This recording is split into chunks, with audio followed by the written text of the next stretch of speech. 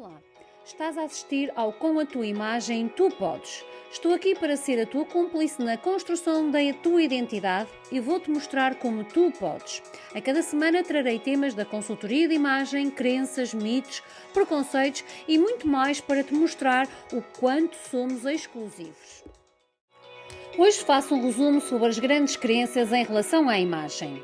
Tais como: a minha inteligência fala por mim, a imagem é vaidade, o interior é que importa, a imagem é supérflua e desnecessária e preciso de emagrecer primeiro. Também vou dar a resposta a algumas dúvidas e questões que me foram colocadas. Olá, bem-vindos ao episódio que pretende comemorar 6 meses de podcast. Portanto, nesta primeira fase, digamos assim, neste meio ano de episódios deste meu podcast Com a Tua Imagem Tu Podes, portanto, fui lançando alguns temas que me pareciam que eram importantes para podermos começar a refletir sobre as nossas crenças, sobre preconceitos que temos relativamente à imagem, porque acredito, e foi esse o plano que eu fiz quando fiz a formação do podcast. Portanto, acreditei que esta seria a melhor forma de começarmos para podermos à frente entender outros assuntos e poder ter uma mente talvez um bocadinho mais liberta de crenças e preconceitos, não é? Todos nós sabemos que todos nós temos uma história de vida, temos uma cultura, temos uma família onde crescemos, uma comunidade e temos crenças e percepções das coisas diferentes. E então eu tentei fazer aqui uma primeira abordagem àquelas crenças que eu acreditava que fossem as mais frequentes e as mais importantes. E porquê é que fui fazendo esta seleção? Como eu já disse, portanto, acho que no primeiro episódio em que eu me apresentei, eu própria também passei por um processo e continuo num processo de autoconhecimento e eu própria também tive que lidar com as minhas crenças, com aquilo que eu achava que era errado, com aquilo que eu achava que era demasiado, a questão do chamar a atenção, especialmente no caso feminino, ainda existe muito esta ideia irrealizada que a mulher é mais para estar nas costas de um homem, não é? Estou agora a recordar-me daquele provérbio que muitas vezes é dito que atrás de um homem está uma grande mulher. Portanto, todas estas ideias que nos foram sendo incutidas à medida que nós fomos crescendo, foram criando uma percepção de que, eu não diria que não temos valor, não quero chegar aí, mas de que não é, efetivamente não é para nós estarmos à frente, não é para nós sermos o centro das atenções. E a consultoria vem-me ensinar que isso vai depender muito da personalidade de cada um de nós. Há pessoas e há personalidades que efetivamente gostam e precisam até de ser o centro das atenções e há outras que não, que trabalham muito bem, portanto sendo o back-office, vamos assim dizer, de outras. Portanto, isto é tudo um processo de autoconhecimento para que a pessoa possa entender como é, como pensa, como age, portanto, tudo depende da personalidade de cada um. Lembro-me também de ter falado, por exemplo, dos óculos.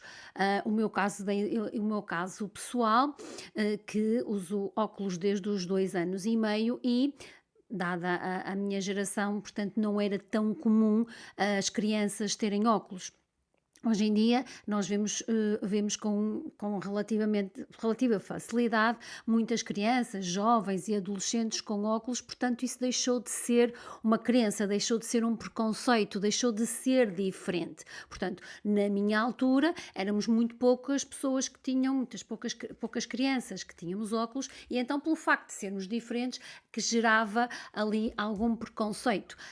Também não havia a modernidade e a tecnologia que há hoje, as lentes mais finas, as hastes mais bonitas, de várias cores, de vários formatos, portanto, houve toda uma evolução que fez com que se perdesse também esse preconceito de usar óculos, tanto que eu cheguei aos 51 anos e andei anos e anos a tentar evitar e a não usar óculos e hoje uso óculos porque faz parte da minha proposta de imagem e da minha comunicação. Mas, nesse episódio, eu lembro-me de ter referido que muitas das vezes associamos A ideia de ter óculos a uma ideia de uma imagem mais séria, até mais profissional, e também é preciso perceber que no caso, portanto, da comunicação e da comunicação facial, também tive um episódio em que falei sobre a análise facial, é preciso entender se como é que nós vamos comunicar a nossa personalidade. Portanto, o facto de gostarmos mais de uma cor ou mais de um formato, temos que entender que, mais uma vez, estamos a falar de forma e de linha e de cor, estes três elementos vão comunicar. E então, pensar, será que eu estou a comunicar aquilo que eu sou? Será que estas linhas comunicam quem eu sou? Lembro-me também, e vou voltar mais à frente a falar sobre este, porque acredito que ainda é um maior estigma que temos relativamente à imagem nos meios mais corporativos. Fala-se muito da imagem e versus a inteligência. Falei num episódio em que fiz a relação entre a imagem e vaidade, porque consideramos muito ainda a vaidade como o oposto de inteligência, não é? Lembro-me de ter dito que a pessoa, ainda há muito quem diga, a pessoa inteligente não é vaidosa, ou então a pessoa vaidosa não é inteligente. E isto não é verdade. Portanto, eu costumo dizer, a pessoa, se é inteligente, vai ter a capacidade de entender que todos os códigos, toda a comunicação não verbal que ela está a ter, portanto, tudo o que ela veste, tudo o que ela usa, a sua postura, os seus gestos, tudo isso comunica. E está cientificamente provado que isso comunica muito mais do que aquilo que nós falamos. 93% da nossa comunicação é não verbal, portanto, tudo isto, todo este pacote que aqui está à vossa frente, tudo isto comunica. Então, vamos entender o que é que comunica e vamos tomar decisões e vamos alinhar todos esses códigos, toda essa mensagem para que a comunicação seja coerente, aquilo a que nós chamamos em consultoria, para que não haja ruídos na comunicação. Vou usar também este episódio para falar um bocadinho, porque tenho vindo a pedir para me colocarem questões, dúvidas e tenho aqui, por exemplo, não necessariamente aqui nos comentários nas plataformas de podcast, mas de grupos de networking que eu pertenço, colocaram-me aqui algumas questões que eu achei bastante pertinentes, e então decidi reservar aqui também um bocadinho deste episódio para abordar isso. Nomeadamente relativamente a homens.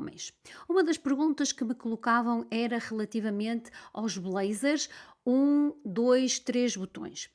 Esta questão é muito interessante, porque é uma questão, em primeiro, obviamente que está associado à moda. Há alturas em que é mais frequente um cavalheiro, quando se dirige a uma loja para comprar um fato ou um blazer, há alturas em que se calhar vê mais o blazer só de dois botões, ou então blazers de 3 botões, ou então até também por questões de moda, os blazers de espaço em que têm 2 linhas de botões. Portanto, para além disso, tanto tirando a questão da tendência da moda, é preciso entender que o blazer, no caso masculino, é um elemento que tem que estar perfeitamente ajustado, e eu quando digo ajustado não é justo, é ajustado, portanto coerente com o tipo físico deste homem. Se estivermos a falar de um blazer de três botões, que hoje em dia já não é tão visto, portanto já é muito específico, só um homem com características muito específicas, e quando digo características muito específicas refiro-me essencialmente à sua personalidade. Portanto, digamos que o mais normal e o mais usual, mais visto, é o blazer de 2 botões. Outra questão é a de quando vamos nos sentar, perguntava-me ele, quando nos sentamos, o que é que devemos fazer? Devemos desabotoar os botões, devemos manter abotoados, ou quando nos levantamos, devemos fechar o casaco, não fechar o casaco? Portanto, isto aqui já tem mais a ver com a etiqueta social e profissional, mas diz a etiqueta que isto vai depender se estivermos num contexto mais de cerimónia, vamos assim dizer, ou num contexto mais do dia a dia. Por regra, e isto relembrando que podemos depois ajustar Isto às diferentes situações, mas por regra, o homem pode e deve ter o blazer apertado quando está de pé e quando se vai sentar, desapertar o blazer para estar sentado. É uma questão lógica até porque, não é? Mesmo sendo homem ou sendo mulher, portanto, termos um blazer que à partida está ali, não é? Portanto, feito à medida do nosso corpo, ou pelo menos ajustado à medida do nosso corpo, torna-se bastante mais confortável quando a pessoa está sentada para poder estar a gesticular, portanto, está ali, não estar com o casaco apertado, não vai criar ali dobras, portanto, não vai criar desconforto à pessoa enquanto ela está, por exemplo, numa reunião ou até mesmo a falar com a sua equipa. Portanto, esta é uma regra que é válida, digamos assim, para toda a gente. Depois, em contextos mais de cerimónia, mantemos esta mesma regra de pé abotoado e sentado desabotoado, mas depois os blazers e o formato dos blazers e o número de botões também vai depender da proporção corporal. Não podemos esquecer que os botões são considerados elementos de design e muitas vezes são usados para trazermos um alongamento da silhueta ou até, se precisarmos, portanto, aqui de um certo, ali um efeito mais justo na zona da cinta, por exemplo, para as senhoras isso é muito usado. Portanto, não há aqui uma resposta geral que possa servir para todos, a não ser a questão de o blazer de 2 botões ser o mais usual e, em regra, funciona para quase todos os tipos de corpos e para quase todas as personalidades de homem, no caso dos homens. Portanto, este tipo de dicas que eu posso vir a dar, tenho que ter sempre muito cuidado em transmitir estas dicas. Isto porquê? Porque sempre tudo isto, todos estes códigos, volto a repetir, têm que estar alinhados com a personalidade de cada um. Têm que estar coerentes com o seu estilo de vida, têm que estar em proporção e a favorecer este tipo físico. Portanto, trabalhar em consultoria de imagem é um conjunto de vários elementos, mas não posso esquecer de reforçar e não posso deixar de reforçar que o mais importante é, de facto, fazer o estudo, a análise de estilos.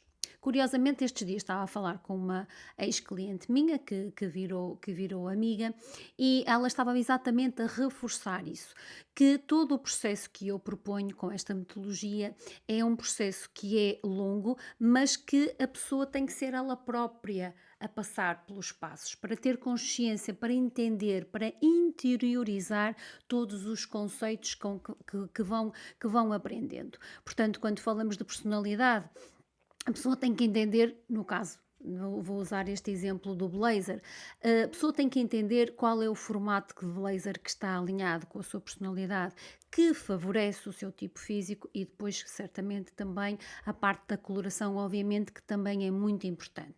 Portanto, é pegar no elemento, portanto, não é estudar as características da peça e ajustá-las à pessoa, é estudar esta pessoa e ir perceber quais são as peças que se enquadram com esta personalidade, com este tipo físico, com esta coloração. Portanto, é tentar pegar na pessoa real, entender o que ela é, o que é que ela deseja comunicar e depois então ela para que ela depois consiga fazer as suas escolhas de forma consciente e com segurança. Esse é o objetivo. Portanto, é trazer este conhecimento para a pessoa ter segurança e confiança nas suas escolhas. Uma outra parte, não vou falar aqui só da parte boa, também vou falar-vos aqui de algumas críticas que têm aí surgido, que os episódios são muito pequeninos e que às vezes as pessoas dizem fala, mas não tem ali nenhuma dica efetiva. Esta primeira parte, como eu disse no início deste episódio, o objetivo era exatamente trazer para a reflexão, para que as pessoas pensem, que se possam interiorizar um bocadinho as suas escolhas, aquilo em que acreditam e aquilo que valorizam. E mais uma vez, não há regra. Se estou a trabalhar com uma metodologia que tem foco nas pessoas, na identidade, na essência, na autenticidade, não posso promover dicas que possam surgir, que possam ser aplicadas a toda a gente, porque na verdade isso não acontece, não há. Vamos falar, por exemplo, dos óculos. Muitas pessoas tenho abordado muita parte da análise facial e inclusive estou a investir bastante nessa parte da formação, porque efetivamente é altamente diferenciadora. As pessoas amigas às vezes mandam-me fotografias e perguntam o que é que acham, o que é que não acham.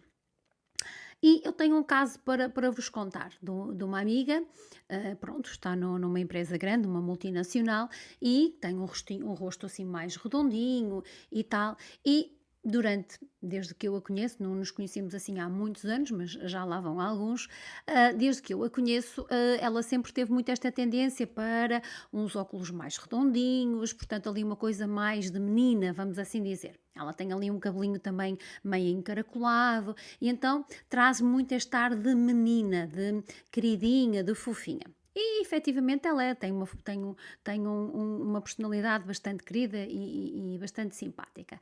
Mas nesta fase da vida profissional dela, ela está a precisar de trazer outras competências e trazer outras forças da personalidade dela. E então estávamos em videochamada, na altura em que ela fez a escolha dos seus novos óculos, e eu fui-lhe dizendo: não, tu precisas trazer essa tua força, tu precisas trazer essa tua capacidade de liderar, de gerir, portanto é disso que tu precisas nesta fase da tua vida. Então vais precisar de uns óculos mais retos, portanto aí para trazer mais força para o teu rosto. E então ela acabou por ir experimentando e a funcionária estava com ela e à medida que íamos falando ela ia trazendo mais aquilo que eu lhe estava a pedir. E de facto acabou por trazer uns óculos que eu cheguei ao ponto de lhe dizer: se não gostares de te ver com eles, tiramos as lentes e eu própria fico com eles porque eu adoro os óculos. A verdade é que tenho-lhe pedido feedback sempre que tenho a oportunidade de falar com ela. Tenho-lhe pedido feedback, portanto, o que ela me tem trazido é que aquilo que ela à partida ficou chocada de se ver ela própria com aqueles óculos, e que acabou por confessar que se não tivesse a minha ajuda, a minha opinião, jamais, em tempo algum, optaria por uns óculos daquele formato, ela, ao fim de pouco tempo, vê-se, olha-se ao espelho e sente-se bem, sente-se bem, sente-se ela. E o feedback dos colegas com quem ela trabalha, portanto, obviamente que aquilo houve ali uma mudança grande, não é? Do formato, e aquilo que ela inicialmente até receava, que se calhar as pessoas iriam achar estranho ou iria criar ali algum atrito, vamos assim dizer, o feedback dela foi que não, realmente funciona, cada dia que passa, eu gosto mais de me ver com estes óculos. Então, o que é que isto traz? Isto traz que muitas das vezes não é por falta de vontade que as pessoas não trazem a sua essência para fora, é mesmo falta de conhecimento. E então, se não tiverem alguém que traga esta nova abordagem, que diga, não, vai-te ficar bem por esta razão e por esta, porque precisas disto, portanto, que explique e que fundamente as opções, as que podem à partida parecer diferentes, as pessoas normalmente acabam por ter receio, não é? Porque, por norma, todos nós temos muito receio de sair da nossa zona de conforto, não é? É algo que já funciona, não é? Estou usando aqui um bocadinho a analogia futebolística: equipa que ganha não se mexe, e então vamos andando e acabamos por andar sempre iguais, sempre no mesmo, porque não temos conhecimento para tentar algo diferente, não é? E quando nos propõem algo diferente, temos receio, porque não sabemos qual é que vai ser a expectativa, qual é que vai ser o resultado. Portanto, esta para mim, é a primeira das razões para alguém decidir fazer um trabalho de consultoria de imagem, porque muitas das vezes não é esse o seu know-how, não é esse a sua vocação, não foi para isso que dedica o seu tempo, que tem outras funções, tem outras competências. Portanto, ter o aconselhamento de alguém que lhe sabe fazer essa análise, lhe sabe analisar e dizer o porquê dessas escolhas é muito importante. Portanto, não perca mais tempo, tenha coragem de sair da zona de conforto e procure a consultoria de imagem para poder melhorar ainda mais a sua imagem. Obrigada. Obrigada por estares desse lado. Para continuares este caminho da construção da tua identidade, com a tua imagem tu podes, segue-me para receberes as notificações dos próximos episódios em primeira mão. Deixa-me ideias para novos episódios ou dúvidas, vou adorar gravar para ti. É sempre um prazer estar deste lado. Espero por ti no próximo episódio.